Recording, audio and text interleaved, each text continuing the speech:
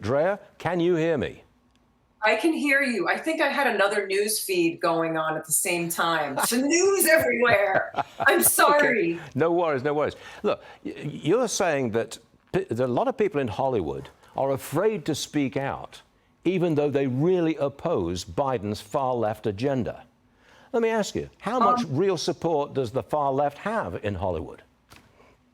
Well, I mean, I think the far left own Hollywood. I think we all know that. I mean, all we have to do is follow the money and all of that sort of stuff. But yes, I do think a lot. I don't know Hollywood well. I know I said this thing on Donald Trump, but Junior. But I don't know very many people in the industry. I do know that people are tired of it, and there are very few people that are willing to speak out. They probably will vote Republican, and that's people who would never normally. But no one, people are afraid.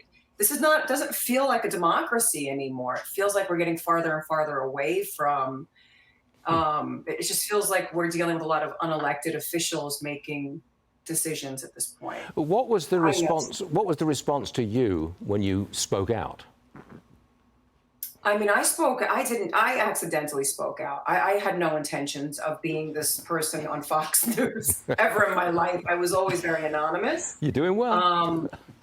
But when I started a fan page on a website so that I wouldn't have to comply to the Hollywood guidelines, that caused a lot of, uproar sort of in my little world. And then all of a sudden I was speaking the truth about my situation, which led to more and more just freedom talks, talking about freedom, talking about social, I think that a lot of people have been so focused on these social issues these days, and the social issues are what's tearing everybody apart. That's true. And I think we need to be focused on the global issue and what is really going on behind the facade.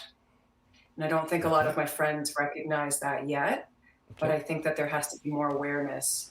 Can I just ask you quickly if you heard President Biden and his presentation just a few minutes ago on the college campuses? Did you hear what he had to say?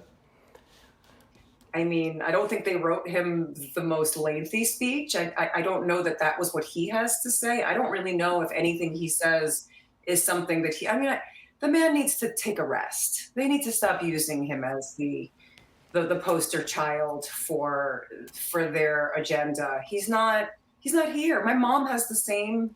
She has the same. It's like putting my mother out there. She has dementia. It's sad. It's not humane. Okay. Drea, I'm going to leave it right there before we get into really dangerous territory. Drea de Matteo, thank you very much for joining us. I'm glad we got through to you in the end because it worked, and we appreciate that. Drea, see you later. All right. Thank you. Sure thing.